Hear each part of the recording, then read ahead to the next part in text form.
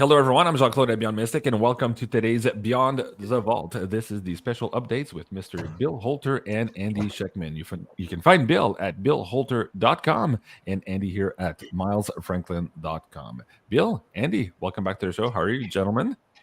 Good to be here, guys. I'm good. Thanks, Jean-Claude.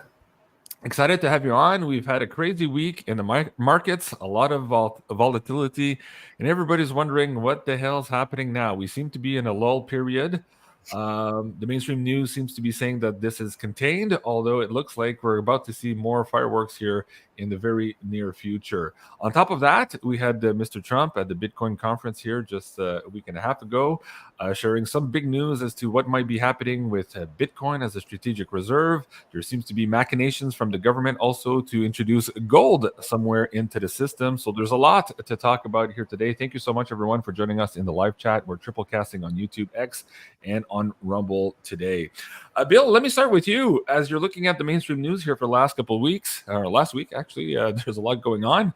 What's on your radar right now? Are we seeing smoke and mirrors? Are we being lulled into a fake kind of a situation where they're trying to do a trial balloon, maybe to try on some new technologies or new techniques for us in the market systems, or are we actually seeing the breakdown of this situation here? What do you see?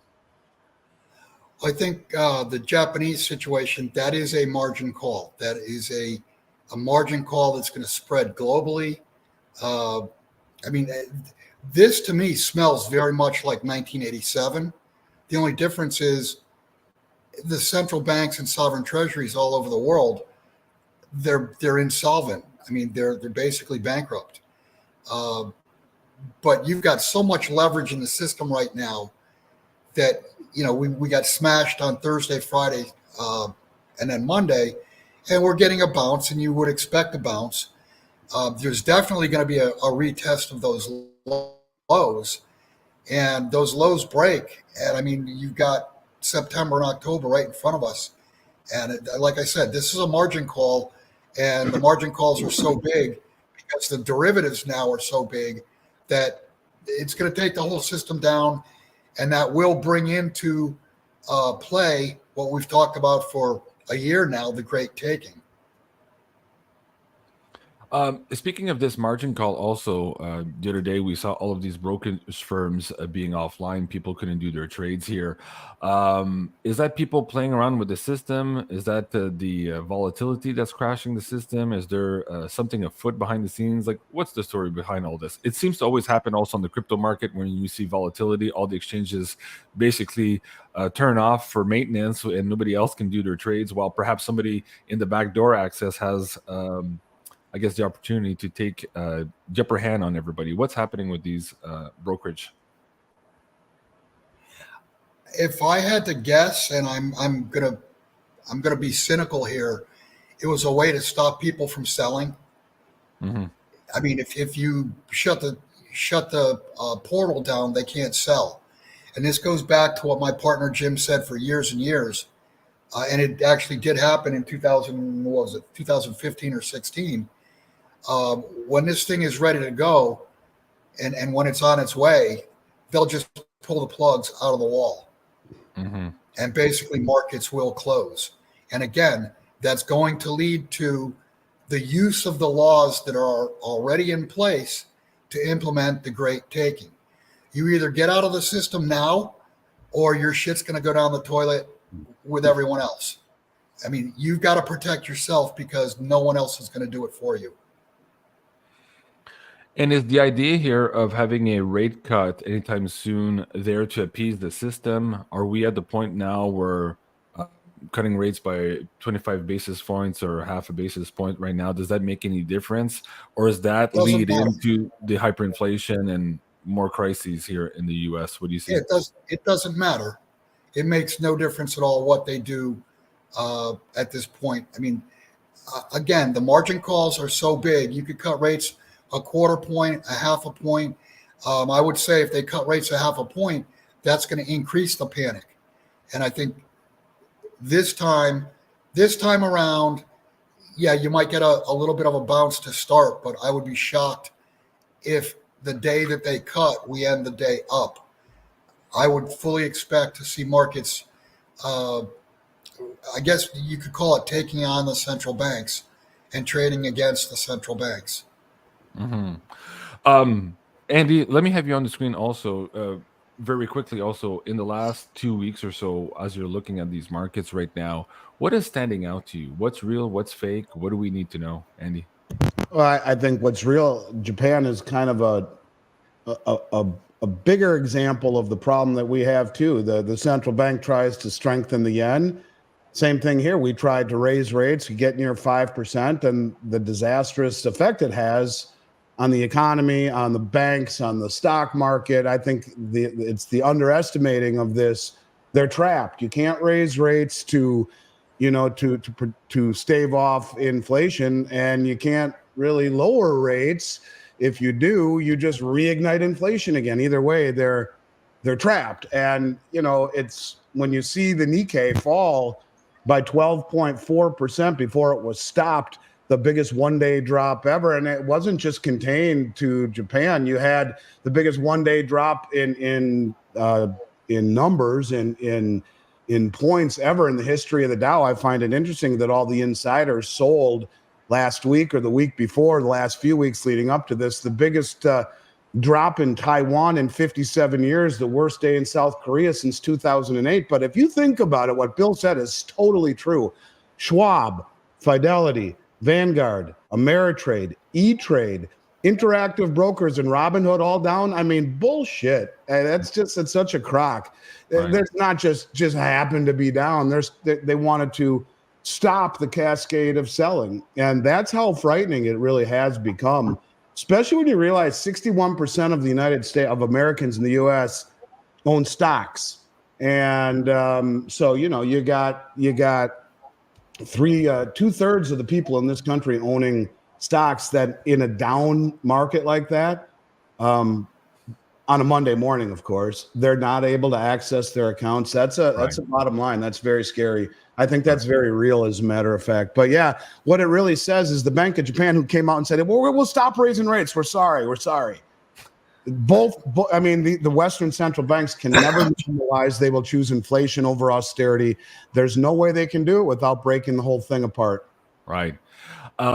Let's look at North America here. So we had that contagion in Japan. I think the last time Bill was on the show, we had talked about how the music had already stopped there. There was liquidation happening at the same time. We were starting to see these credit default swaps going down the line. And on top of that, here on Monday, we had $3 trillion wiped out from stock markets. People were saying it was due to the fear of global war and recession. But at the same time, something just happened in Iran. We were going to have this huge escalation here in the last couple of days. Everybody was preparing for war, and now all of a sudden, squeak, nothing happened. They're saying here that diplomacy has succeeded somehow, and that we've staved this off. What do you make of this story? Is it diplomacy? Is this all about the oil peg to the dollar? Are we renegotiating something here post the Saudi Arabian government agreement with North America into this new multipolar world? How do you guys tie this in? Who wants to go first? I'll start. My guess is that Iran probably got tapped on the shoulder by both Russia and China, because at this point it's pretty obvious the entire Western financial system is going to come down.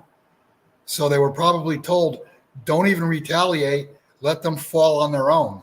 That way they have nothing to blame other than themselves. Okay, Andy? Yeah, I mean, I'll take a pass on this one. I really have no idea, to be honest with you. There's obviously, they were offered something. Maybe the U.S. gave them some more money, another few $1 billion, and said, just knock it off, released or eased some sanctions. Or maybe, like Bill said, they are part of the BRICS right now, and they are part of the Shanghai Cooperation Organization, which is the largest regional military organization on the planet. So in terms of being able to stand up against aggression, they're pretty well protected and pretty well backed. But if indeed they all were to stand up for one another, but I don't know. I mean, it is. The U.S. says is diplomatic. I'm sure they probably just greased them under the hood and said, "Here's some money, or we'll let go of some sanctions and just back down." So I don't know. It doesn't make a ton of sense.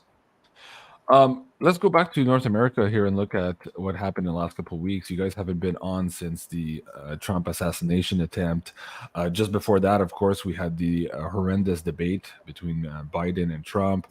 The media did a complete 180 on Biden being sharp as attack and top of his game to being ousted out within the span of a weekend. And now we have the replacement here of Kamala Harris. Given some of the I guess researchers in the last couple of years, people looking at this from a political viewpoint, it was a suggestion that the U.S. economy had to somehow break or crash before the election, so that this could be pinned around the neck of the Biden administration, or in this case here, the Biden-Kamala administration. Are you thinking that the hold off on what's happening in Iran has something to do with that here too? We have to roll out some type of controlled demolition here in the United States. Is that part of the plan here before the election, or are they going to be able to kick the can down the road again for many more years? Let's have you go first here, Bill. Well, first off, you're assuming that we're going to have an election. And I mean, I've been on the record since November last year that I thought it was less than a 50-50 chance that Right. there would be an election. And the things that have happened since then tell me that there's a lesser and lesser chance that we will have an election. And frankly, I think Russia and China see that. And I think they would rather let us just fall on our own rather than push us over. Right. And as far as the election is concerned, if it's deemed by the powers that are in power now that they cannot win the election, there won't be one. There will be a false flag, an enormous false flag, and a reason that the election is postponed or, ultimately canceled. Who knows? But I at this point, I don't think there's much more than a 30% chance that we have an election. So that's, Okay. we've got a few months to, a couple months or 2.5 months, whatever, 3 months to see. But I don't think it's going to happen. And the fact that we've got the, November 5th as a sell by date, if you will, the time frame is getting more and more compressed every day. Right. And going back to this assassination attempt, they failed. Assuming the people who wanted this done still want this done, as you're saying here, they don't want an election, they don't want this guy to win. Does this put us in a more precarious position here for the next couple of months? Speak to that, Bill. What are your thoughts? Well, in my opinion, it was a complete inside job. I mean, there's no way you could have a kid running around on top of a roof. I mean, there's too many mistakes for it not. I'll go back to what I've said all along. It's what occurred was too stupid to not be the plan. I mean, there's absolutely no way any of it could have happened under normal protocols. I mean, protocols left and right were broken. They weren't the usual Secret Service agents. There were Homeland Security agents that have never performed those tasks before. Right. It just, I guess if you look at that and you look at the other things that are happening, we thought things were crazy, from 2016 to 2020 with the fake news. We thought things were getting crazy then. I mean, there's absolutely no way 5 years ago, 2019 or 2020, there's no way 5 years ago you could predict the first, 7 or 8 months of this year. There's no way. There's no way a science fiction writer could have come up with the shit that's going on, or is going on right now. You're absolutely right. I just put out a video yesterday on his Substack called Noise. There's so much noise going on right now. It's hard to decipher anything. The remote viewers are saying the same thing at crypto viewing right now. There's just so many things happening. Whereas just a couple of years ago, you could have said, okay, there'll be military in the street, and that would have been a big hit. Whereas now there's military in the street. Pretty much everywhere you look around the world, there's all these riots happening right now. You're absolutely on point. Let me ask you about this also, Andy, here. The assassination attempt, the threat of maybe not having action, that due to our markets and our confidence in the markets here moving forward. A big part of the remaining The vestiges is the dollar. In the dollar is the confidence, and that's being broken. We're seeing that more and more in mainstream news, losing their ability to push out their propaganda. But not having an election would be a big wake up call for the rest of the normies who are not currently paying attention. How does that tie into the economy and what's coming forward for us?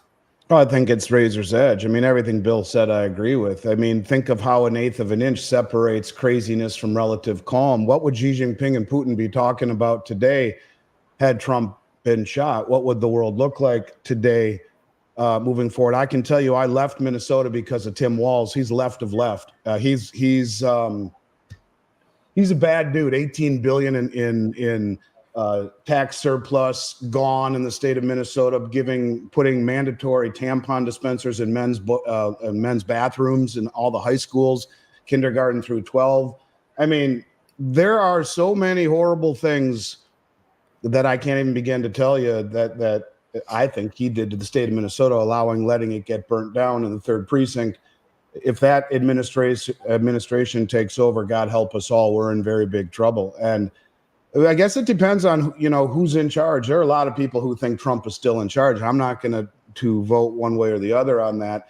But what I will tell you is that if it were me, and these people are as powerful as they are, why not let Trump take office and then blow up the system and hang it around his neck? I mean, I don't know. Either way, the system is going down. The system is in big trouble.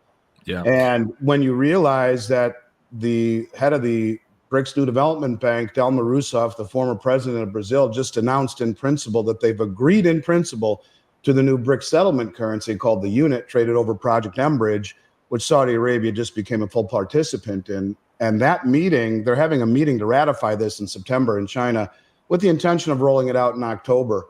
There's a concept called Operation Sandman that it's gaining a little bit of attraction or traction. Mike Adams talks about it a lot, and I've seen others write about it, but it basically says there's a whole group of countries that have agreed at a certain point to, they call it the night of the switch. They dump dollars and treasuries in the middle of the night on a Sunday night, probably. You wake up to a new reality. But if indeed they do ratify and roll out this new settlement currency, which is 40% gold backed, deliverable on request, and when you see over 40 countries bring all of their gold back from the New York Fed and the Bank of England over the last 2 years, the white paper on the unit currency says the gold that will be used to make these tokens are held within the borders of the countries that issue them. They'll be independently audited continuously. That's why you're seeing all of these countries bring their gold back from the New York Fed recently, Saudi Arabia and Egypt and 7 or 8 African countries. India just brought back 100 metric tons from the Bank of England. They've had there since 1991. They bought 1.5 times the amount of gold all of last year. This year, in the first 4 months, they bought 1.5 times what they bought all of last year, brought it all home. So if they roll out this new settlement currency, which is called the unit, and it's interesting because the BIS is behind Project Bridge, Saudi Arabia just became a full participant. And if they say, we're going to, this is what the preferred oil settlement will be for all the OPEC countries, like that, it gets insane right up before the election in the month of October, September, October. And all bets are off at that point. That could be the moment you're talking about, the Operation Sandman, where all of these countries have been slowly selling treasuries and buying gold, which has doubled the performance of the 10-year treasury for 25 years with no counterparty risk. When you steal $5 billion in assets from the Russian government and give it in the form of weapons to the Ukraine, you've crossed a line. And the European Union did the exact same thing with the interest from the stolen $280 billion in Russian assets, and they are now giving it in the form of a loan to the Ukraine. Saudi Arabia said, you do this, and we will start dumping European Union treasuries, starting with the French.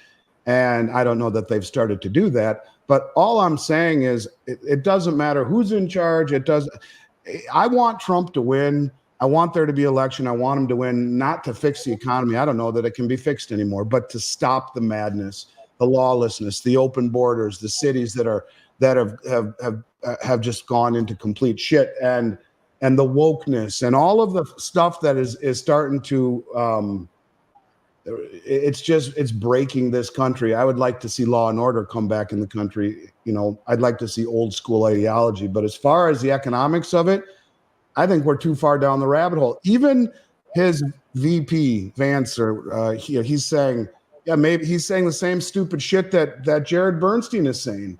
Yeah, maybe being the world reserve currency isn't such a good thing after all. Maybe we should devalue the currency and not be the world reserve currency. So I don't think that either administration, there's going to be a reset of the system, in my opinion. And I don't know who gets the blame for it or what, but I will tell you, if they roll out the unit currency and it's ratified and it's backed by gold, it could be the pin that pops the bubble real fast.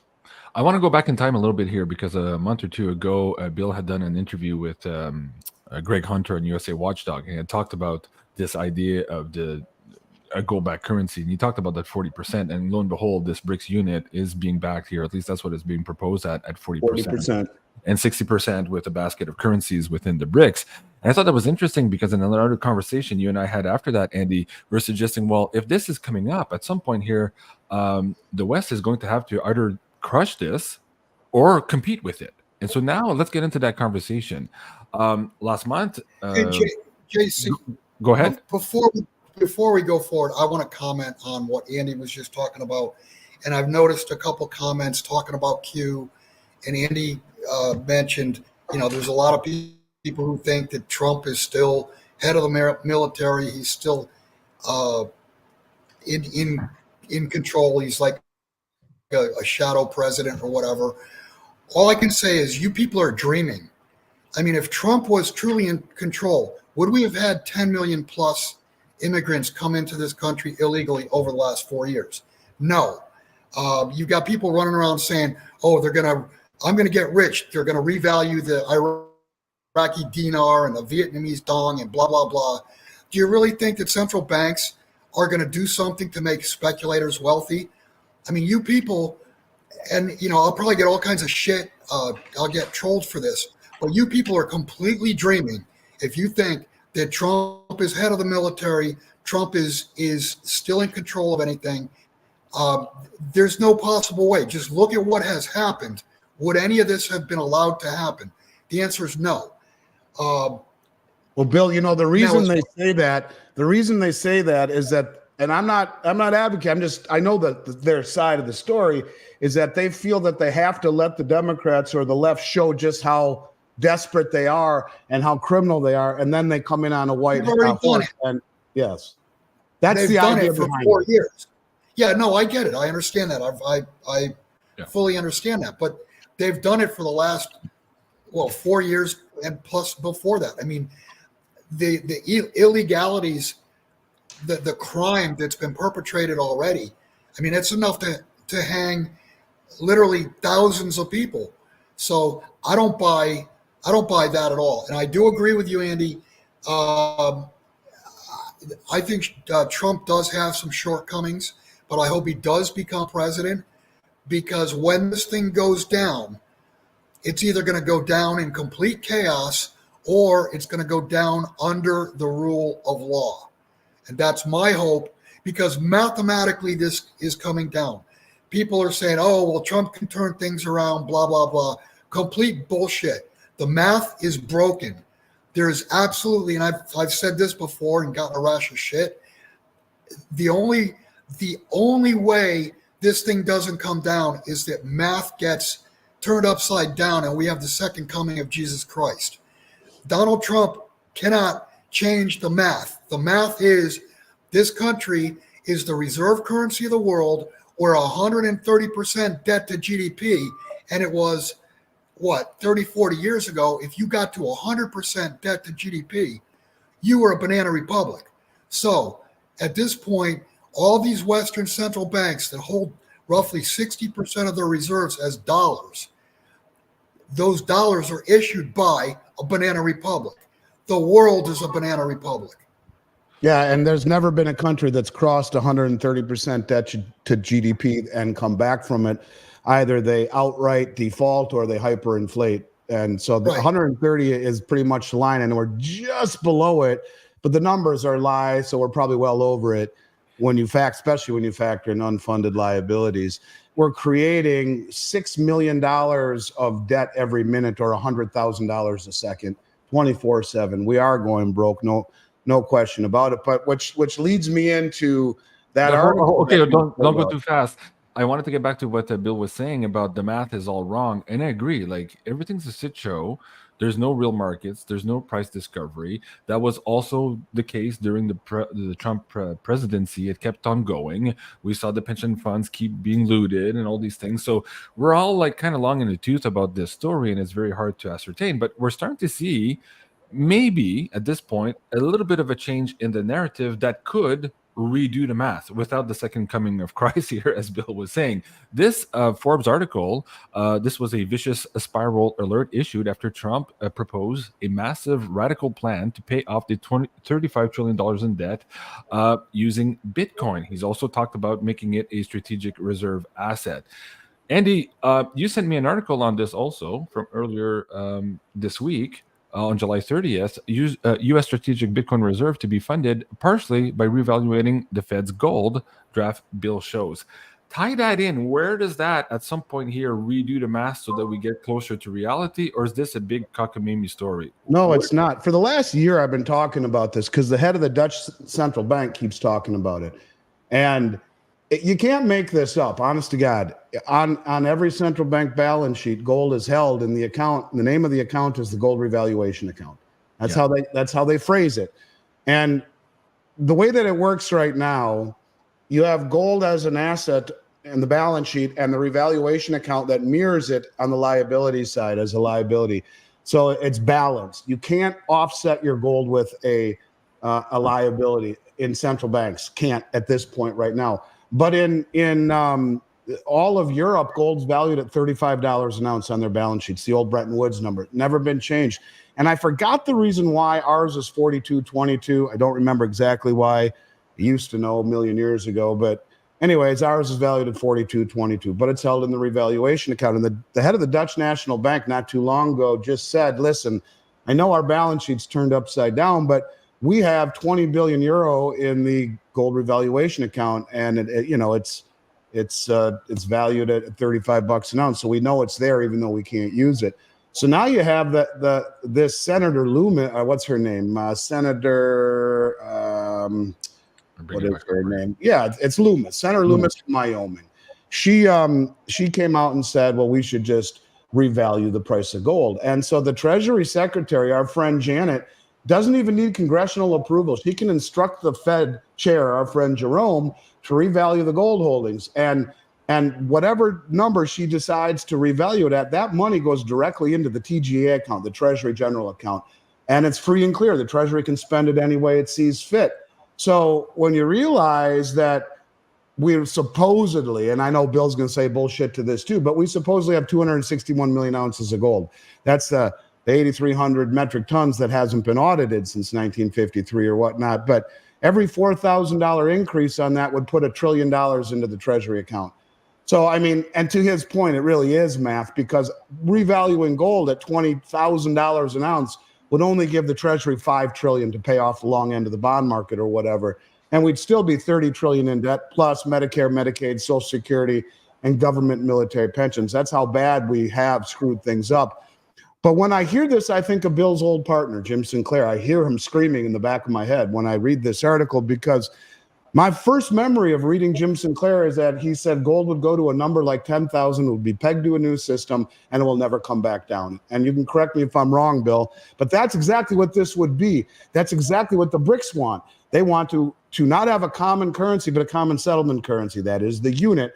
And the higher the price of gold goes, being that it is only 40% backed, as Bill said it, I heard the interview, and that's pretty much what has been standard with the Swiss franc or other systems. So I understand why he said it, but it's spot on. But the higher the price goes, gives them greater monetary latitude on the other 60%. So, yeah, I just think it's important to know that they realize it. You know, they realize, our own government realizes that the gold could be revalued. And I'm not saying this is revaluation, but when you see silver trading at a $4 premium to the Western price on Shanghai, well, that is kind of a revalue. What if they made it $40 more or $140 more or $300 more? That is the price. The price is what someone will pay for it. Yeah. And if you realize that the Shanghai Gold Exchange over the past 100 days, the cumulative volume in the Shanghai Gold and Futures Exchange has surpassed that of the COMEX. It's now number 2 in terms of volume in the world for trading gold, behind the LBMA, which is a bunch of lies in and of itself. But, you know, the LBMA is trading 3 billion ounces of silver per day. That's 3.5 times annual global mine supply. The Shanghai Metals Exchange is cash and carry. You pay, you get, you go. And so it's turning into a situation where what if all of a sudden China says, okay, we've sucked off as much as we can out of the Fugazi system of the West. Let's put silver at $150 an ounce and see who wants to arbitrage. Well, that is revalued. And that's all of a sudden what the price of silver is. And to say that it couldn't be done, look, all these Western countries have accumulated tons of debt and they've been buying gold. Everyone except the US and, you know, a lot of the European countries have been buying gold, and mostly the global South. But it would be in many of these countries' best interest to see the price of gold much higher. And talk about also all these states moving towards legislation to remove capital gains tax on gold and also making it legal tender. There seems to be a framework being set up in the background, maybe towards this direction here. So let me have your take on all of this, Bill. Do you think that this is feasible here in terms of correcting the math, so to speak, or at least a first attempt? Bill Sinclair said we might have 3 attempts. Is this the first one of 3? What do you think? Yeah, I'll leave the legal tender stuff. We could talk about that afterwards. Okay. This theory or ploy or plan or whatever you want to call it of revaluing the gold, again, there's not been an audit since the 1950s. Good luck. The gold isn't there, but let's assume that the gold is there. If they have to revalue gold, first off, the gold theoretically is the only thing left that's not leveraged. So basically what they're doing is they're borrowing against the gold to go and buy Bitcoin. And I mean, you know, we could go off into the weeds. I'll just state my opinion on Bitcoin is that it's digital air. It's nothing. People are going to find out that they were bidding, you know, 60, 70, 100, could be $1 million for one Bitcoin. But when all is said and done, it's nothing. All it is a perfect accounting system of dog shit. I mean, it is digital air. It's digital air. I mean, you can't hold it. If the internet goes down, it's worth 0. If you don't have electricity, it's worth 0. So, you know, I'll just leave that there, and we can have you could read the comments or whatever. But the idea here of revaluing gold, every central bank in the world can do that. And every central bank in the world, and we've talked about the Great Reset, we've talked about the reset for 20 years now, that the only way out is to revalue the gold to much, much higher levels. And I did the math 2 or 3 years ago. The U.S. back when I think the debt was something like 25 or 27 trillion, you'd have to revalue gold to $125,000 an ounce to cover the debt. Now it's got to be higher. Now it's got to be, I don't know, 150, 175. I haven't done the math, but it's a super high number. And the actual number is going to have to be higher than that, because all that does up to the overspending and overborrowing that we've already done. Not to mention what is yet in this to come. calculation. In this calculation, Bill, we're assuming that the U.S. has the gold it says it has. And as you said here, it hasn't been audited in such a long time. Right. If we are going to do a revaluation, I want to have your thoughts on this. Is there first going to be a confiscation? A lot of people are thinking about nationalizing mines. I don't know what else they can come up with, but is that in the schemes here before this revaluation takes place? I'll have you both and Andy speak to that. Go ahead, Bill. Yeah, in my opinion, if there is a confiscation, we've talked about this before, it'd be really hard for the U.S. to confiscate Eagles, and that's probably, you know, if not the largest, one of the largest holdings of Americans. But it'd be very hard to confiscate Eagles, because can the Mint really sell you Eagles today, and then the Justice Department come back next week and say, but you have to turn it back in? There'd be lawsuits for the next 20 years. So I don't see a confiscation of silver. If there's a confiscation of gold, it's going to have to exclude, in my opinion, Eagles and pre-1933 gold. But that's not where the majority of the gold is. The majority of the gold is still in the ground. So I think what they'll probably do is, and including Canada, JC, nationalizing the mines. Nationalizing the mines. I think that's the easiest way. It's the easiest way, but it's also the stupidest way because, as you know, anything the government touches turns to crap. Yeah. So, somebody that's producing, say, 250 or 500,000 ounces a year, that production is going to drop in half or less because of the incompetence, the ineptitude of the government trying to run anything. Anything they run it into the ground. So if there's going to be a confiscation, I think it's a lot easier to confiscate or to nationalize the mines, for the sake, quote, of the common good. Mm-hmm. Okay. Andy, let me go back to this article here about this revaluation of gold. In the article, they're talking about also the strategic reserve of Bitcoin, what they would have to buy. They're talking about 200,000 Bitcoin a year, I think, is the new target. And at the same time, as this was announced, the Treasury was starting to sell Bitcoin. It created that first waterfall drop here earlier last week. This presumably to stop the plan that Trump and his team are trying to propose. What do you see in this tit for tat here? Like, are we at war, so to speak, with the internals of our government? Are we going to see some type of external force bring this to fruition before we see it come to conclusion here in the United States? We're hearing rumblings also by Donald Trump Jr. They're talking about decentralized finance, and their language is getting closer and closer to what Reggie Middleton was talking about with Veritasium. And this was also in an older WebBot data report that suggested that as we go through these resets, the government could come hand in hand to Reggie here to kind of reboot our systems to have actual price discovery in our markets and to remove all the disintermediation that is causing the havoc or that is the parasite on our back. How do we untangle all this mess, Andy? Do you see this as working? Is this a feasible plan? I don't know, JC. Who knows? I think that any way you look at it, we will transition to some form of a digital system. If you take every country in the world that comprises 99% of GDP globally, every one of those countries, there's like 1% who doesn't, has a central bank digital currency in operation or development. We are moving certainly in that direction. And I do think, it's interesting when you talk about revaluing gold, and I don't think Bitcoin is certainly the answer to what ails this country. But it's interesting, they talk about having Bitcoin at $1 million and people seem okay with that. So why is it outlandish to see gold at 150,000? I don't think it is.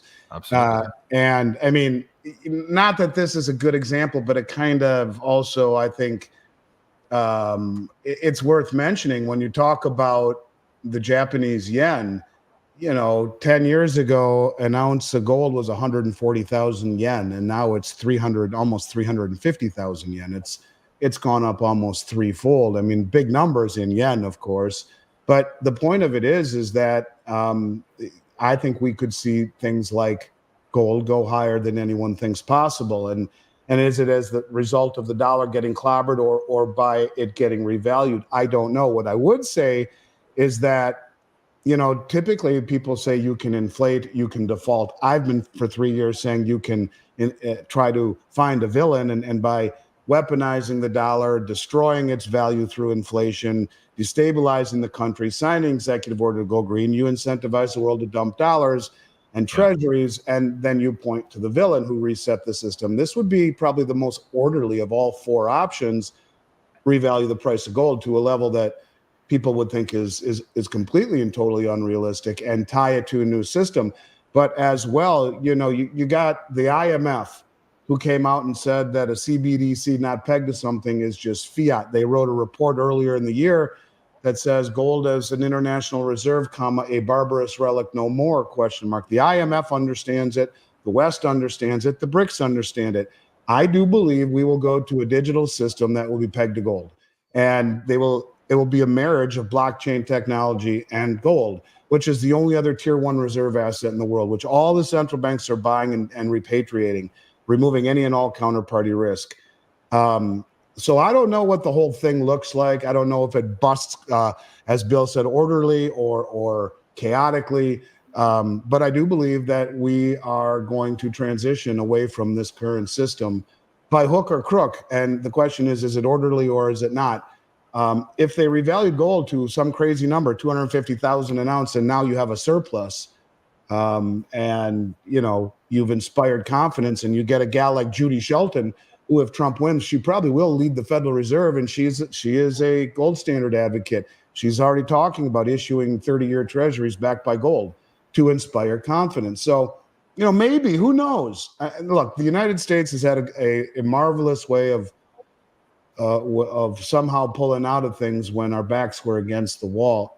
We're certainly have our chips stacked against us, but something like that, if Trump came in on a white hat and revalued gold, a white horse, and revalued gold to 250,000 and got us on good footing and fixed the country, that would be the greatest treat ever. Is it going to happen? Who the hell knows? But I think the system's going to break and we're heading on to a new one. No question about it. One thing is certain, we can debate as to gold, silver, and crypto and where that goes, but we do understand where the printer is going here. I thought this meme was kind of funny the other day. The printer is coming. They're talking about the winter meme of Game of Thrones here. But just before this down pressure this week in all our markets and then also in the precious metals, gold was setting an all-time high here at 24.77, indicating here that, again, something is broke in the background. More people are talking about the ability to price suppress being damaged somehow. And on top of that, we're looking at this gold to silver divergence here on the chart. The last time we had a big divergence, silver did a catch up in a very, very big way. Can we speak to that right now, what we're seeing on the chart and what your guys' expectation is, perhaps maybe in the short term here, maybe in the next couple months before the election? Where does silver go? Can we hit all-time high and surpass it, or are we still stuck in this limbo of price suppression here for quite some time? I'll go with you first, Bill. Before I get to that, I just want to say, talking about revaluing gold, just understand that is super inflationary. What that does is it makes the existing currency worth way less. Mm-hmm. So your $5 hamburger or $8 hamburger or whatever, you could double it, triple it, quadruple it. So it is highly inflationary. I mean, that's why they confiscated gold in 1933, revalued it immediately afterwards, because we were in deflation and they wanted to inflate, and that's the way to inflate. Mm-hmm. And we'll go back. What was your question, or what was the topic? The question is the gold and silver divergence right now, and what does that indicate moving forward? Yeah. First off, understand that silver is a very, very small market. I mean, the production is what, roughly $20 billion a year. $20 billion today is nothing. It's a nothing market. It's very, very easy to move up, move down. It's super small, so it's very easy to push around. If silver was trading right now at $100 an ounce, gold would be much, much higher. If silver takes off, gold will take off. Gold is the Achilles heel. It's the kryptonite, whatever you want to call it, to the dollar, to central bank issued fiat currencies. So what they've done is they have repeatedly, really, really blatantly since 1996, it's been suppressed in order to keep gold in its box. And the more they suppress it, I mean, that's how we've gotten to 85, 90 to 1 ratio. I mean, I think a fair ratio is probably 20, 25 to 1, something like that. I mean, it may be even lower. It comes out of the ground, call it at 10 to 1.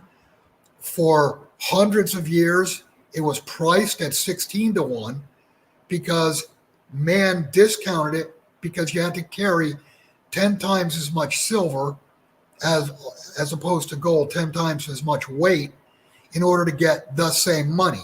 So man discounted it, and rightly so, because of the transportation costs.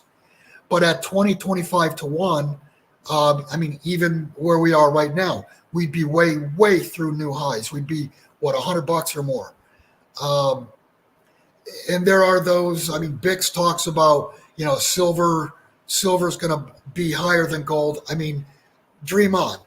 If it comes out of the ground at 10-1, it's always going to trade to a discount with gold. That said, I have recommended now for the last, probably 8 years, 9 years, 10 years, because the ratio has been in these high numbers, basically over 70-1, as high as 120-1. I think people should be much, much heavier in silver than gold. And obviously there's a storage problem with silver. If you're talking big money, now you've got to bring a vault into play or whatever.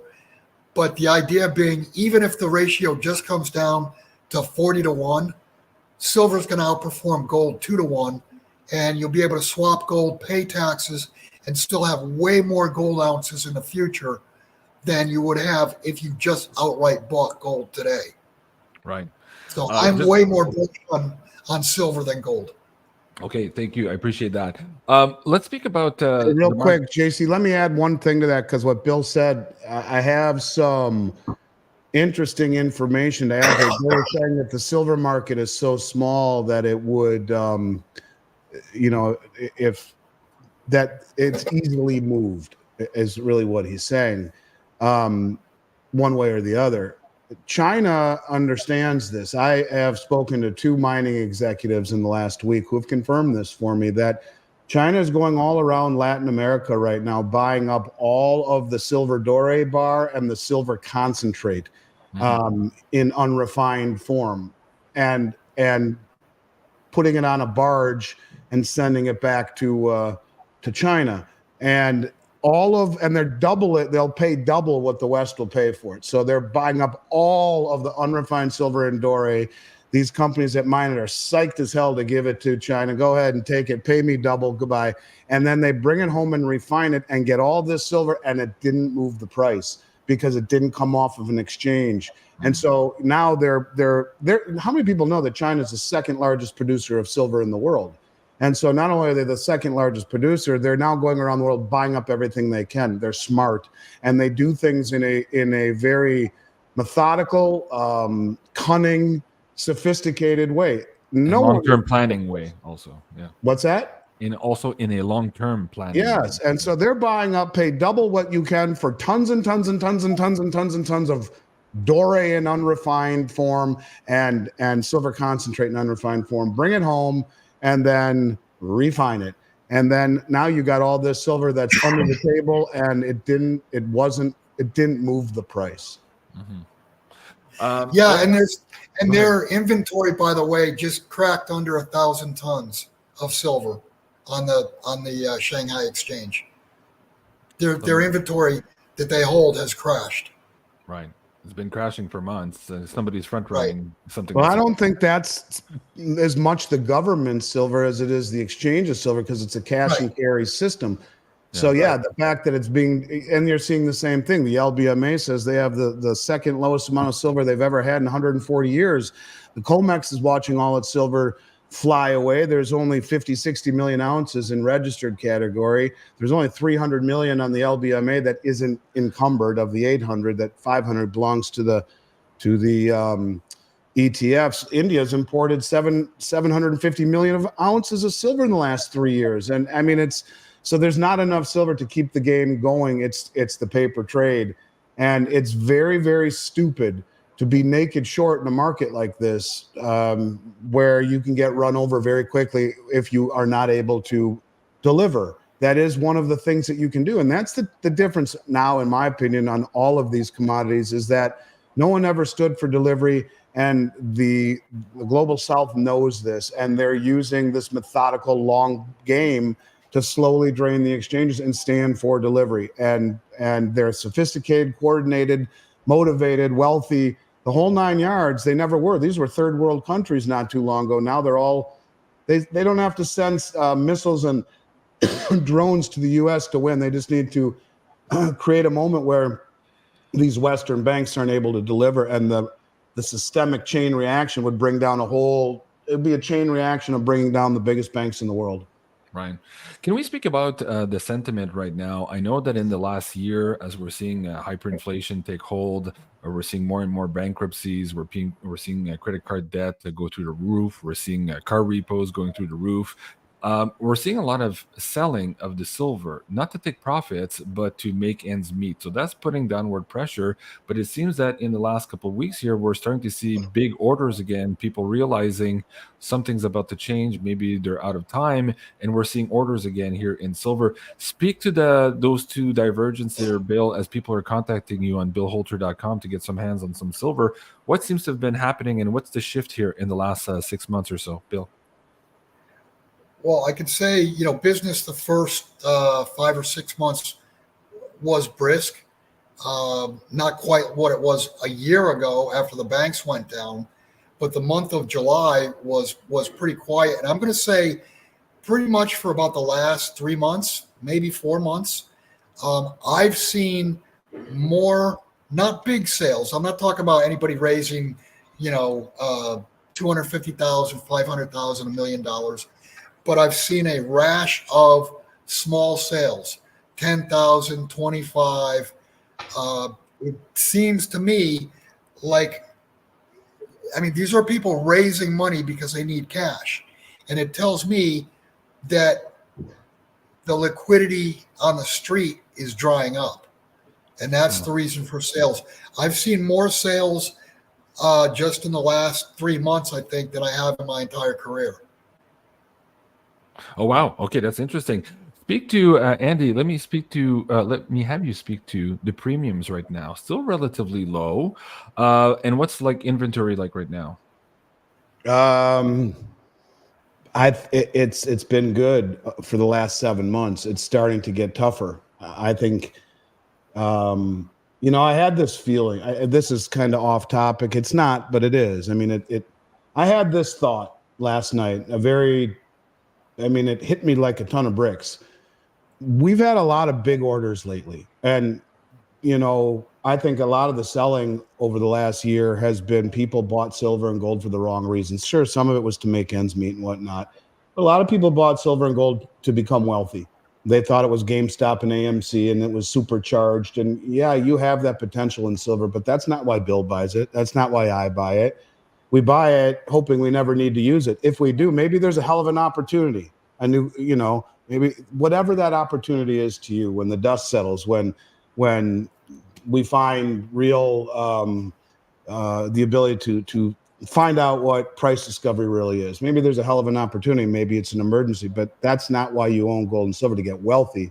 You buy it because it is wealth. But I had this feeling, and I'm thinking to myself, these big orders we've done, I have a couple of clients that are very, very, very wealthy, just a few, and very high up in the food chain, like politically, connections, etc. And a few of them have made some very substantial orders lately.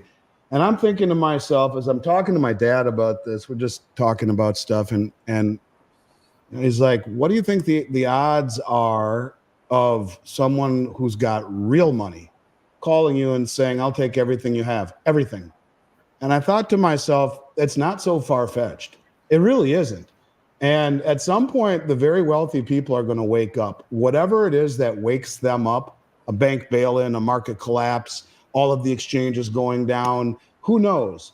But I will say to you this, that premium is something that it has a life of its own. And it changes on the drop of a hat. If things get really freaky and the public wakes up, premiums go to the moon. And it can kill a dealer like me too. It goes both ways. We had 95,000 silver eagles in our warehouse that we paid $9 an ounce for. We bought it in April after Silicon Valley Bank and Signature Bank failed. We added 14,000 clients in 45 days. We blew through all our inventory. I had to buy more for 2 months out delivery, 1 month and 2 months. And I bought several 100,000 American Eagles. I had 95,000 of them left in my inventory in July when the mint miraculously came up with 4 million silver eagles, probably because of Bick's 3-part interview with Jack Sermon, the guy that developed the silver eagles. And, Here they are, and all of a sudden I could buy them for $4. It would cost me almost $600,000. You can't hedge the premium. But I will tell you that premiums are going to go to the moon. And I have a feeling there will come a time when the wealthy people look at gold and silver the way they have been Apple and the S&P 500. I mean, how many people even know that gold has outperformed the S&P 500 for 25 years?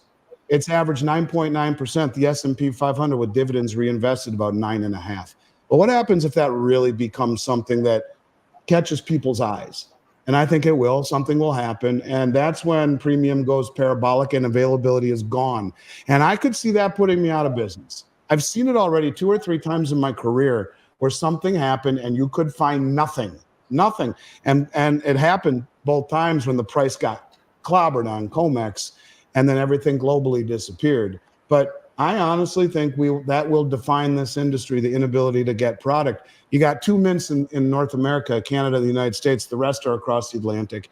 And then you got a couple of refineries, and that's it. So, and this is why they say there's no bull market like a gold bull market, you guys, because in an event like that, who the hell is going to sell their gold back for any price? I'm not selling you gold to go back into dollars when it's a shitstorm. And so there is no secondary market. It disappears completely and totally.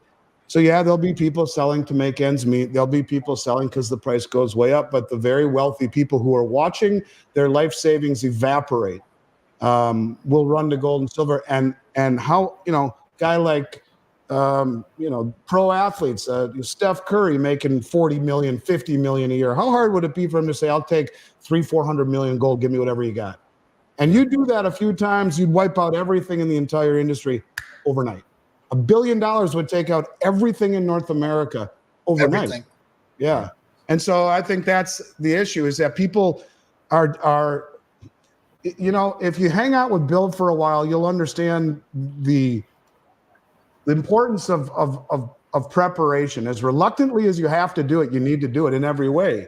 Whether it be home protection, food, water, guns, gold, money, whatever it is, you have to do it before it happens. And this thing on Monday was a prime example. You woke up to a new, whoa, what just happened across the globe? And that's how there'll be no time to prepare. This is your time to prepare. As we get closer and closer to the rubber hitting the road, Andy, in that scenario you were discussing with your dad, you told me the story a couple of years ago where the wealthy person comes in and they'll take all your inventory. The question is, do you sell or do you hold off? I mean, that's an interesting question. I mean, I don't know. What do you do when someone says that? What do you do? What do you do when you get a phone call from someone who says, look, I'm ready to wire you $500 million. I'll take everything you have and I'll take your next 2 shipments. What do you do?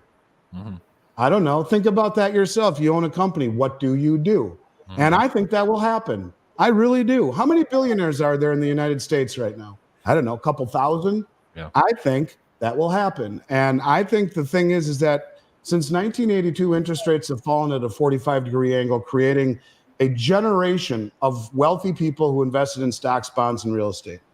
And just as bullish as suppression of interest rates and easy money were on the way up, I think it'll be exponentially more bearish. As you see, Bill always talks about credit being contracting and how much credit it takes to bring a loaf of bread from the field, the field that the farmer is planting in wheat to the grocery store. How many pieces of credit touch it? And all, I mean, the contraction of credit will be exponentially more bearish than it was bullish on the way up. So I don't know. I think that the premiums right now are a gift. And it's hard to say this as a guy that owns a metals company. Everyone thinks I'm full of shit and talking my book. Bill knows I'm serious. I mean this as in my heart and in my soul. It will define the marketplace. The inability to source product at a reasonable price at a reasonable time. And we'll say, yeah, we can't get anything for 6 weeks, 8 weeks, 2 months, 3 months. We've sold it all, including our next 3 deliveries. I mean, could that happen? Yeah. And I think it'll happen with a lot of companies. And if we look at what just happened a couple of weeks ago with CrowdStrike, all the banking systems going down, payroll going down, that can happen at any time also. Andy, before we go here today, where are we at? I know these are the older posters here, but do you still have some of those junk silver or half dollars available for the audience? And what's the price now? We do. And I think Bill will tell you that's probably his favorite choice of anything we sell. And yeah, the 10th ounce gold eagles are great from a barter standpoint. I don't have any here. But they come in tubes of 50. They're dime size. The American Eagle, let's just talk the 1 ounce for a minute, then you can divide by 10. They're the best for barter if you want a 10th ounce gold coin, because the American Eagle is 22 karat. It has 1 ounce of pure 24 karat gold in it, but a 1/10 of an ounce of mostly silver alloy, little copper, which decreases the purity from 24 to 22 karat, but increases the net weight from 1 ounce to 1.1 ounce. So divide that by 10, there's a little bit of alloy in the 10th ounce Eagle. What I'm getting at is that if you played poker with 10th ounce gold Eagles and 10th ounce gold Maples, which are 24 karat, at the end of the night, the Maples would look 100 years old. The Eagles would look brand new. From a standpoint of trading, they're the best. Yeah, we do have those. And I think of all of the product that we sell, the half ounce or the half dollars, the junk silver is the best value we have, because over the last 4 years, as silver Eagles were $12, $13, $14, $15, $16 an ounce everywhere in America, junk silver wasn't far behind it, maybe $3, $4 behind it. It was higher than everything else. All of the other sovereign coins, the Maple, Britannia, the Kangaroo, the Krugerrand, and the Philharmonic. And now all of those are more expensive than this. It's the best buy. And it's the first thing to disappear when people freak out. Right. So yeah, I would say that's the best thing we have to offer in silver by far right now. Okay. Let me ask you first, Andy, before we go, last words of wisdom very quickly here for the audience members. How do we navigate all this moving forward? How do we keep our wits about us? And how do we bring some of our hard-earned wealth from the old system to whatever the new system is going to be? What would you say? I'd say pay yourself first. Start getting your house in order. It's getting late in the game. Financially prepare best you can by buying some gold and some silver. Have some small bills, 5s and 10s, nothing bigger than 20 as far as I'm concerned. Have some food, have some water, have a gun, have bullets, know how to use it. Start preparing like a real hurricane is coming, because when all of this happens, Bill's right, there'll be a massive contraction of credit.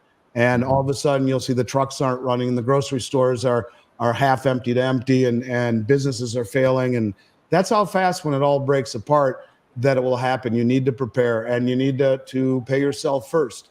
You pay yourself first by, in my mind, buying some silver right now. But whatever that means to you all, just get your house in order. That would be my. If everyone thinks it's going to be that nuts between now and the next 100 days, and what are you waiting for, I guess is what I would say.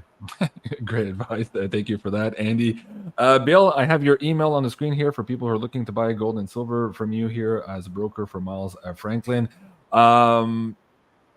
What's your advice moving forward, Bill?